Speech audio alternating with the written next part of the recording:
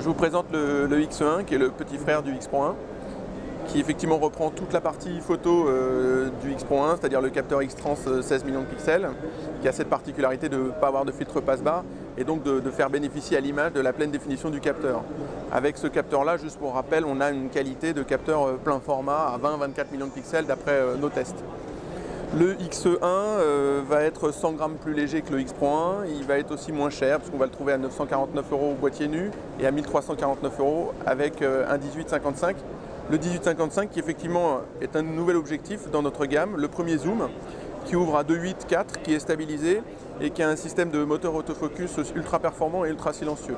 Donc effectivement le X1 en kit avec le 18-55 permettra d'avoir un autofocus encore plus rapide que ce qu'on a pu voir avec le X Pro 1 et les focales fixes, ou même avec le X1 et des focales fixes. En termes de différence entre le X Pro 1 et le X1, ils n'ont pas la même construction déjà. Le X Pro 1 a son viseur multi-hybride, c'est-à-dire optique et électronique. Le X1 a un viseur uniquement électronique, mais attention, c'est un OLED à 2,36 millions de pixels qui effectivement a une optique permettant d'exploiter le viseur de très haute qualité avec des lentilles asphériques qui permet donc de pouvoir viser avec un très grand confort, même avec des lunettes. Donc ça c'est un gros avantage. L'écran est un peu plus petit. Le boîtier est un peu plus petit sous toutes ses formes. Il existe là en silver comme vous le voyez ici, mais aussi en black. Ça sort certainement en plus de vente d'ailleurs parce qu'un petit peu plus discret. Maintenant le côté vintage du silver est vraiment assez remarquable.